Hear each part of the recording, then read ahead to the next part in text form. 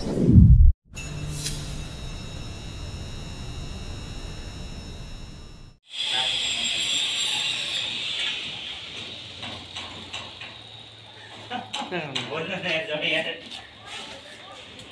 छ तपाईको विचार? मेरो विचार के हुनु अब यस्तै काम गरेर के छ तपाईको बाध्यता? बाध्यता यस्तै हो। ढुङ्गा ठोक्ने कुनै मजबुरी? मजदुरसँग अटो खेल्नु। कति वर्षको तपाईले यो बिल्डिङ कन्स्ट्रक्सनमा काम गर्नुभएको? मैले धेरै भएको छैन, अब 2-3 वर्ष। हजुर। अहिले यो 2-3 वर्षको पिरियडमा चाहिँ तपाईँ फर्स्ट टाइम हो यो पोखरामा आउनुभएको या त अघिल्लो वर्षहरूमा पनि आउनु भएको थियो? पोखरा त म धेरै गयो आएको चाहिँ, अहिले यतातिर चाहिँ फर्स्ट टाइम हो। ए कस्तो अनुभूति छ तपाईँले यो बिल्डिङ कन्स्ट्रक्सनको काम गर्दा? कस्तो दुःख पीडा?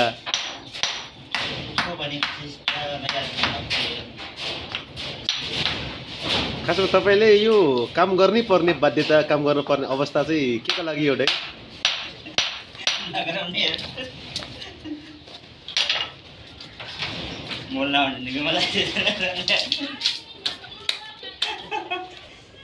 धिरान के सन्चै हुनुहुन्छ?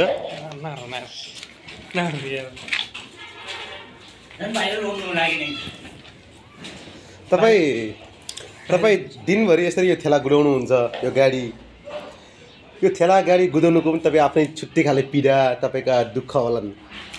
दुःख के गर्नु, यस्तो काम गर्नु परेछ, मार्सलार काम गर्नु सकिन्न पुरा। यो खासमा तपाईँले दिनभर यसरी घाममा, यो चैत वैशाखको यो घाममा खडेरीमा चाहिँ यो ठेला गाडी चलाउनुको कारण केही छ? पैसा कमाउनु छ, पेट पाल्नु छ। पैसा कमाएर चाहिँ के गर्ने विचार छ तपाईँको? चाहिँ म अहिले पानी खान्छु, पुरा खान्छु पानी।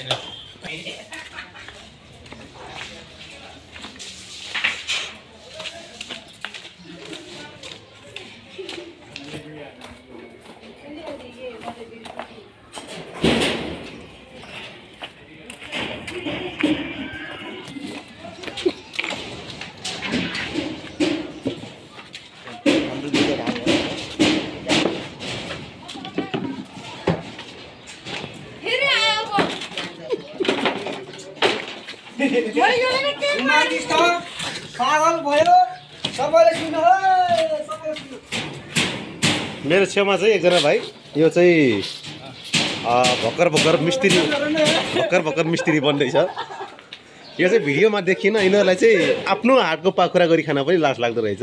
त्यस कारणले गर्दा केटाहरू लाज मानिरहेको छ, यतापट्टि फर्किरहेछ। के छ यो तेरो व्यवस्था, यो काम गर्नुपर्ने आवश्यकता? यो चाहिँ मिस्त्री बनेको चाहिँ कति वर्ष भयो त? यता फर्किन। यो पनि पुरै यो आइमै जस्तो लाज मानेर उडाइ फर्किसक्यो। म अब पलपट्टि अर्को मिस्त्रीले सोध्न चाहन्छु। यो चाहिँ वर्षमान पुन कमरेड अनन्त भनेर पनि चिनिन्छ यसलाई, विशेष गरेर खासमा म योसँग चाहिँ अलिकति छोटो भलाकुसारी गर्न चाहन्छु। वर्षमान पुन कमरेड अनन्त, यसलाई मेरो लात्ताले पाक काटेर मेरो लात्ताले हानिदिइसक्यो। अब योसँग म बोल्न चाहन्न, फेरि म एउटा हेल्परसँग चाहिँ बोल्न चाहन्छु। यता फर्के अब कसै पनि बोल्न चाहेनन्, म त्यसो यहाँको हेड मिस्त्रीसँग बोल्न चाहन्छु। भेना के छ खबर?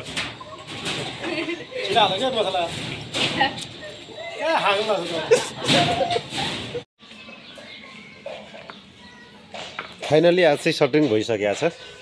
यो भराङको पनि अब अन्तिम तयारीमा छ। भोलि बिहान चाहिँ धरान हुन्छ। यसरी सटरिङ गरिएको छ पुरै। यो चाहिँ सिडीहरू हो, स्टेप बाई स्टेप सिडीहरू। टिन राउन्डमा चाहिँ माथि पुकिडो रहेछ भने माथिपट्टि आइसक्दा चाहिँ पुरै यसरी यो रडहरू बुनिएको छ, बुनिसकिएको छ। ढलानको यो अन्तिम तयारीमा छ। अब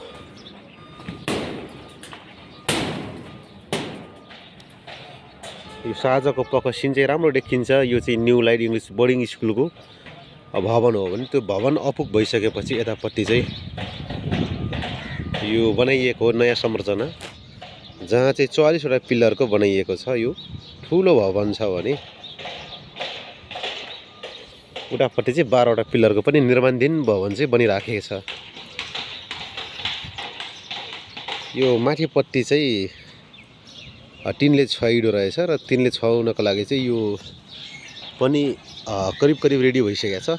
अब यो भोलि मात्रै यो ढलान हुन्छ। यो भोलि ढलान भइसकेपछि फेरि यो बिचको भागहरूमा चाहिँ हामीले पार्टिसन को लागि ब्लकको वाल लगाइन्छ। अहिले यस्तो छ, अब केही दिनपछि चाहिँ यो फरक देखिन्छ। फेरि वाल लगाएपछि गुप्प हुन्छ। उतापट्टिको सिन चाहिँ एकदमै राम्रो देखिँदो रहेछ, किनकि त्यहाँ सूर्यको प्रकाश परेको छैन। स्कुलमा सरहरू चाहिँ हुनुहुन्छ यो ट्युसन क्लासको लागि, कोचिङ क्लासको लागि।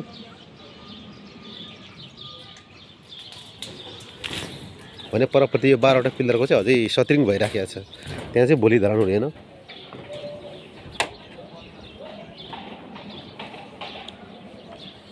म तलपट्टि झर्दैछु। यो चाहिँ पहिलो तलाको यो कोठाहरू हो। आज चाहिँ यो वालहरू मेटियो, पुरै वालहरू। अझै केही वालहरू चाहिँ बाँकी छ, अब थोरै थोरै मात्रामा।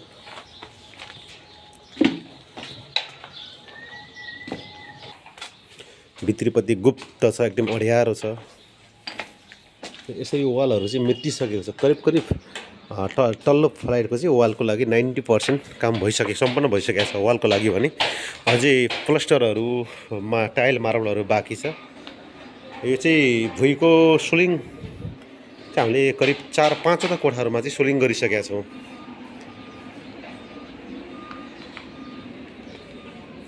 भने यो सोलिङको लागि चाहिँ पूर्ण तयारी छ। अब भोलि चाहिँ यसले सोलिङ गरिन्छ। यतापट्टि चाहिँ यो सोलिङ गरिसकेर पनि ढलान भइसक्यो।